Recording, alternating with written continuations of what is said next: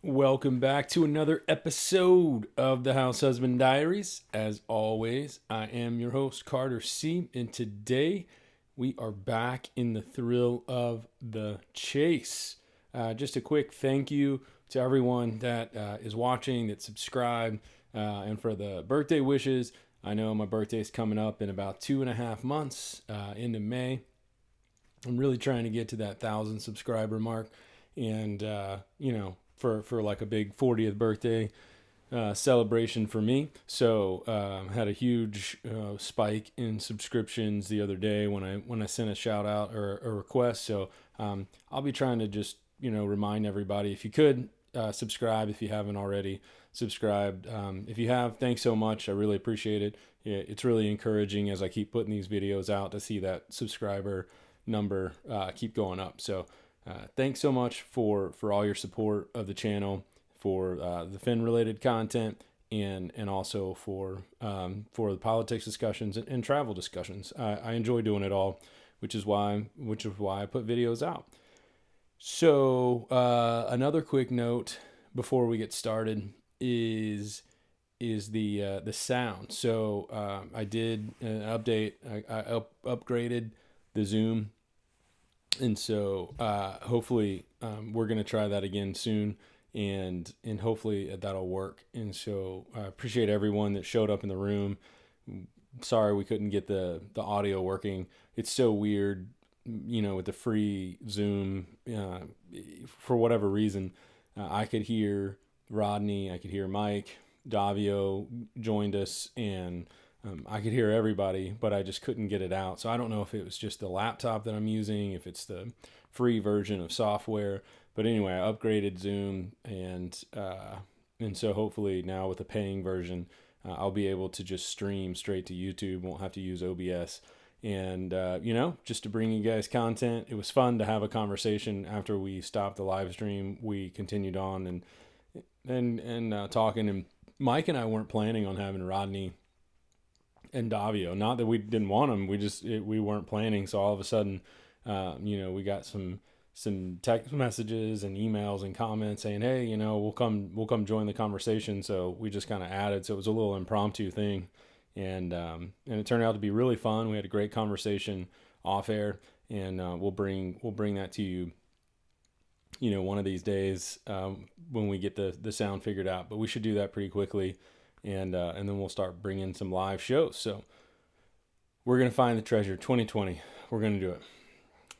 I don't know how confident that sounded, but maybe we'll get there. We got a lot of brains working on it, so it's a lot of fun. So let's get to it. Today's episode is going to be rain/weather. So I was looking at the theme of weather. And so it's going to be an all-encompassing theme today, in that we're going to look at all of the different, or most of the different mentions of weather. Now, I didn't, it may or may not be a comprehensive list. He could have used some sort of term that I just wasn't, looking for. And so anyway, this is going to be like rains, cloudy days, sunny days, windy days, that kind of thing.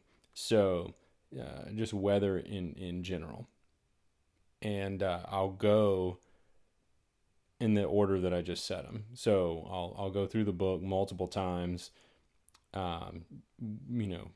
stick with rain, and then go back through with clouds, and then go back through with sunny. So we'll be doing a lot of flipping, and let's get started. So starting with rain/shower, page 6, right off the bat, couple pages in, Forrest is talking about his aging, and about halfway down, little below, he says, "To help my self-image, I take showers only at night, so I can't see my age as much. When my wife built our house, she put a skylight in my bathroom flat above the shower." Now, I know that for some reason people thought that was a clue or a hint. I don't know why. I just, because it's warm waters, I guess, and shower. I'm just mentioning it because it's a shower, and you can say rain shower, and some people may make that connection. I don't think there's anything there. It doesn't speak to me, and maybe that's because, um, you know, I'm not supposed to find it, and that is a clue, or a hint. I don't think the bathtub has anything to do with it. I don't think the rain or that shower has anything to do with it. I'm not even sure if weather has anything to do with it, but I would be remiss if I didn't search and explore every avenue, right? So I want to make sure that I'm looking at everything possible, every way that Forrest could have hinted, could have brought attention to something in a sentence. So maybe, it is every time he mentions a sunny day or rainy day or warm water or warm weather or whatever. Okay, so page 9. So one day when it was raining, I went to Borders to see about those books. Now, I know people have said that they went and they checked or something in the almanac and it wasn't raining, or, yada, yada, yada, whatever. One of the things that I saw recently as well was, I think it was Mike with Treasures Galore, and he was putting out his Where Warm Waters Halt video before we went live. And I believe he was the one, and it may have been, I think it was Mike, and we were talking about how, the different articles, may have been Alan Kay as well, and they were talking about the different articles and putting them in the Gazette or whatever up in Montana, and then checking them against the Thrill of the Chase, and how he added words or took away words or what have you between those versions. But is there a clue in that? Are there hints that he added specifically when he put them in the book? I think it's probable. But I also know that once you write a story as an author, and having written a bunch of stuff, whether I put it out for others to consume or not, when I go back and read it a month later, a year later, 2 years later, you read it with fresh eyes. And so you would say, oh, well, this would make this sentence more interesting, or this would make this story more interesting if I just add a few little bits and pieces. So I think you can just edit a story anyway, just because you're trying to make it more interesting. And you can do it. And then the other thing would be, if you knew that you were putting a hint to some clues in a book, in the memoir, and you're taking all of these stories that you've already written and you're placing them in this memoir, you could also add stuff in as filler to I don't want to say mislead, but to just put some background noise into a story that makes it harder to I was going to say apprehend. I don't know if that's the right term, but harder to kind of understand what was maybe the hint, or to see, to decipher what was being said. So I think I think I can play both sides of that. I can play both sides and the middle. He changed stories just to change them because he didn't like them, or he thought it would be better this way. From a literary standpoint, I can see that he would change or add things because he wants to insert the subtle hints, and I can see him changing and adding stuff or taking away stuff because he wants to be more general and not give away anything, and it increases noise, or he doesn't want to mislead, and so he took stuff out or changed stuff. So the whole raining thing with Borders, I don't know. Would it surprise me if Borders is a excuse me, is that coronavirus? Would it surprise me if Borders is something? No, it wouldn't. And I think what's interesting is when I hear people say stuff over and over, and so when people say, oh, Borders, or oh, this, or oh, that, it makes me think that that's not that subtle. If a bunch of people are talking about it, and Forrest, nobody's come within 200 feet, or, what have you, I just, I don't know that that's it. Very well could be. Okay. Next mention, page 12. At Borders the next day, it was still raining. So I just wandered around the store. So he's still at Borders, still raining. And yeah, I think I covered that already, right? So then raining is not mentioned. So we had raining and showers mentioned 4 times in the first 12 pages. And then raining is not mentioned again until way back on page 128.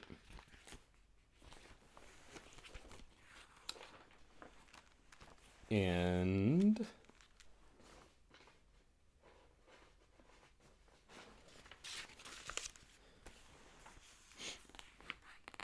up towards the top, gold and more, the string caper.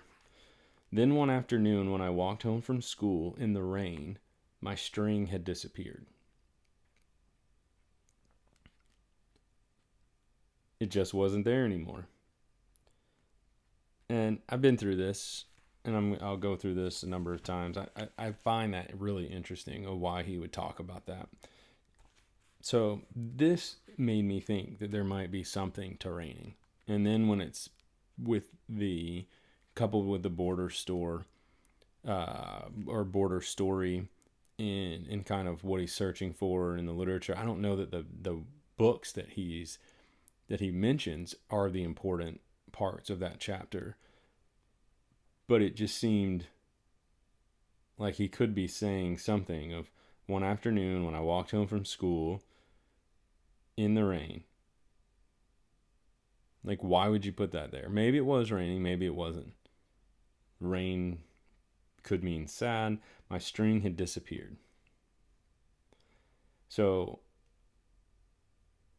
I think it's interesting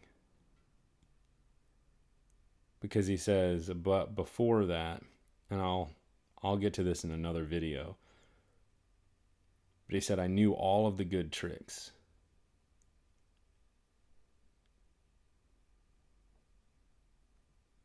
Secret techniques, tricks, and then you've got rain.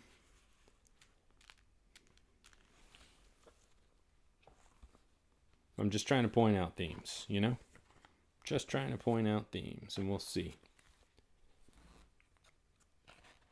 Once I get through all these themes, and it'll probably take me another month or two, I'm going to go back and I'm going to do a secondary. I'm going to maybe get y'all to vote on what are the best themes you think most likely to succeed. It'd be kind of like high school, you know? And we vote on like Valhalla and stuff, you know, most likely to succeed. Best looking theme. I don't know. I don't even remember what other things there were. But all right, clouds. Next weather formation pattern, clouds. Page 24. So when some of them got out one cloudy day. So he's talking about, that same page that comes up with Miss Ford, how he secretly loved that old lady Ford. And then I never figured out that technique. There's a secret technique to, bronze, casting screw-on lids. Besides other important things were building up in my mind. I had so many thoughts I could hardly keep them in my mouth. So when some of them got out one cloudy day, Miss Ford grabbed my arm in a huff and marched me down to my father's office. Now, the thing that I'm trying to figure out is there a pattern with the weather that he's trying to hint at? So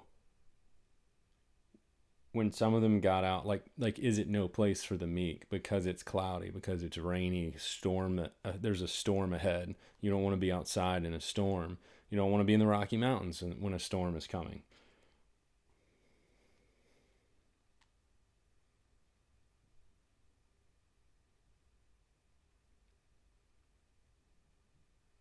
It's just all these thoughts, all these thoughts. All right, page 47. We got to move this along.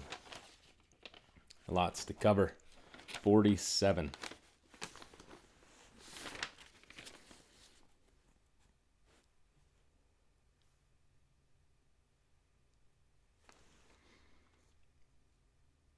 down at the bottom. When my mother told me I'd been fired, I just stood there while the sun went behind a cloud.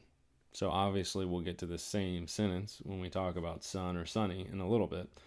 But I'll just go ahead and talk about it now. So when my mother told me I'd been fired, I just stood there while the sun went behind a cloud.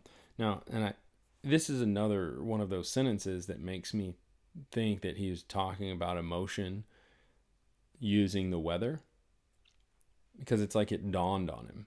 So so the sunny, the sun went behind a cloud because his happiness went, changed to sadness. He's starting to learn. He's starting to grow and experience, and so he's kind of using that weather as a metaphor. So you've got warm waters, you've got creeks, you've got water high. There's different things. Heavy loads, could be clouds, probably not, but because they're not heavy, are they? I don't know. Water can be heavy. How heavy is a cloud? I have to Google that after this, because there's some big clouds out there. Any of y'all fly very much and you get above the clouds and you just like you want to jump out and it looks like you could just land on like cotton balls? I kind of want to do that, but I don't want to skydive. I'm scared of heights. Oh well, we're getting way off topic. Page 116. Page 116. I feel like I'm playing bingo. It's a lot of flipping today. A lot of flipping back and forth. All right. About halfway down. I'll just go ahead and do this so I don't have to flip back and forth as much. So starting out, it says, "It was bright and sunny when my little plane lifted off and headed north, and I looked forward to performing the promised duty. The billowing clouds seemed to frame the task ahead, and with a small window open, I enjoyed the ever-present aromas of sage and juniper." All right, what do we have here, folks? Bright and sunny, heading north. Billowing clouds seem to frame the task ahead, and then there's a window. And there's sage and juniper. Whoa.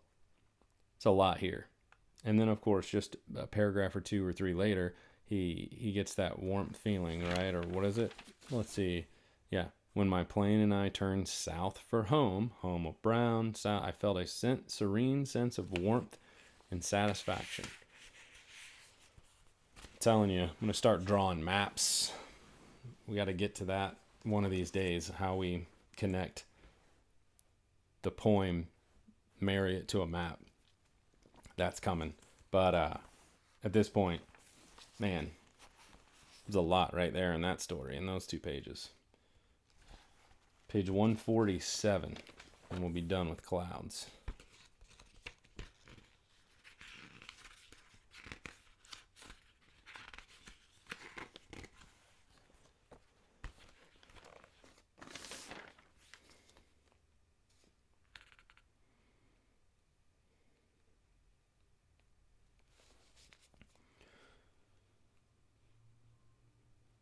So he says, up towards the top, "Now I feel that my father is sitting on the edge of a cloud, somewhere watching."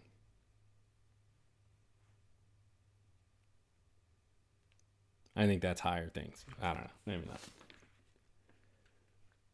Just joshing with you. Just joshing. All right.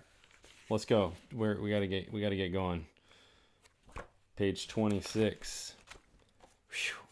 Are you tired? I'm tired. It's a lot of flipping.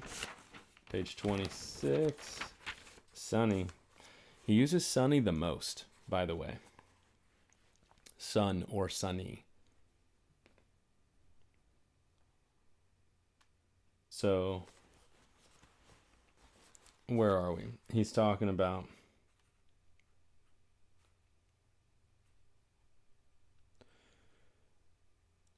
down at the bottom, almost the very bottom. The same page. Beautiful old iron slide down fire escape was just outside the window, all that jazz. When the sun was out, the smell of freedom was more than I could resist. Sun, smell, one of the five senses. Old iron slide, this is where we get brown. So on occasion when Miss Ford was writing Spanish words on the blackboard, I mean, is Spanish, I mean, I know that there's ojo caliente, there's agua fria, agua fria. I don't know, I hadn't looked on the map in a while. That wouldn't be subtle, but I don't know. So fun. So fun. Page 61.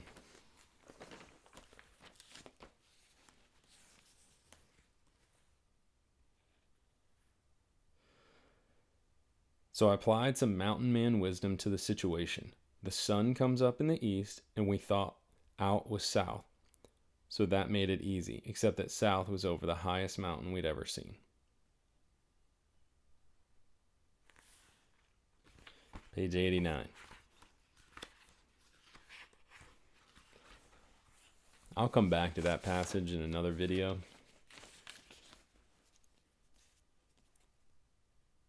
Page 89.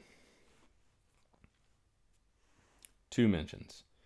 And this is, my war for me, talking about when he was getting shot down. Made his notes. Made first pass 250 degrees into the sun, 200 feet, 500 knots airspeed, trying to surprise. At the end, probably got hit on that pass. At the end of the run, I whifferdilled up into the right and back out of the sun, hoping to blind the guns I knew were there. So I think it's interesting because I'm not sure. 300-foot high tree seems a little excessive. I don't know if 300-foot tall trees are in that part of the world. But there's this whole 200 feet, 500 knots, 200-foot searcher, 500 foot, it's just kind of crazy. So I'm going to do a little search here. In this, isn't that crazy? We live in a world where we can just, Google stuff while we're talking.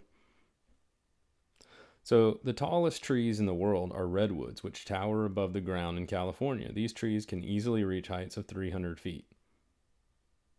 Okay? So the tallest trees in the world are 300 feet. And they're redwoods. In California, not Laos. I don't know. I'll do some more research on that. If you know of tall trees, but I thought that sounded a little bit weird. Well, way back when. But anyway, he mentions 200, 500. Everybody says that the two, it's two of this, two of that. I mean, a lot of times those numbers are just easy to spit out.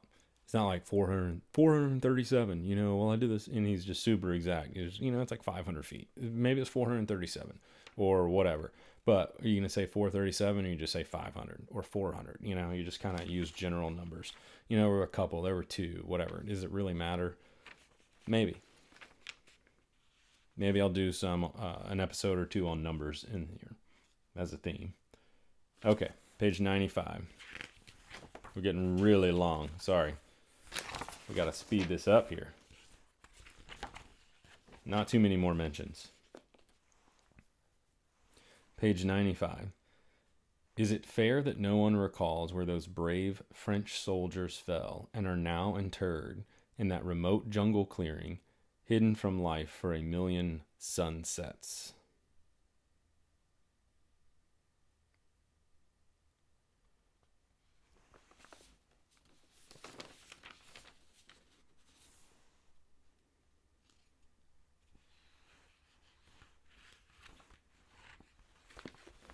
All right, 112.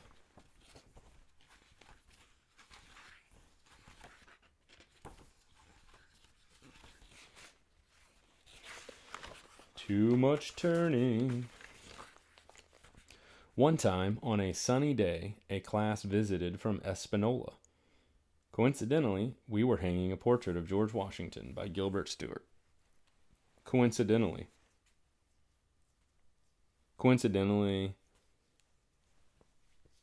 that the class showed up, or coincidentally that it was a sunny day? Coincidentally. Was it a coincidence? Coincidentally. I guess. Maybe it just so happened. All right. Page 116. It was bright and sunny. Already mentioned that. Said I wouldn't go back over it. So then I'm going to do this in reverse order so I don't have to flip as much. And wind was the other one.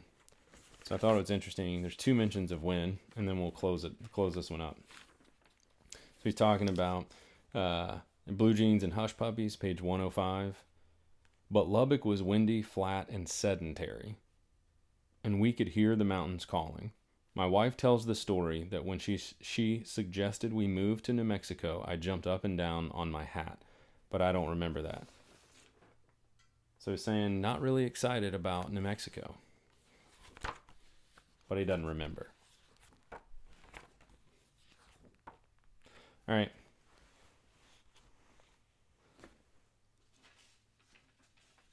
Page 42, last mention.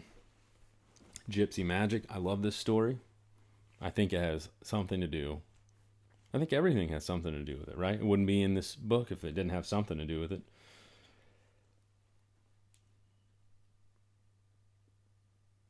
Bottom of the first paragraph.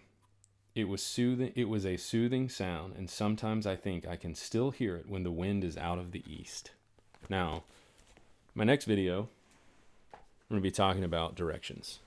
East, south, north, west. I have no idea why I just said east, south, northwest. North, south, east, west is normally how I say it.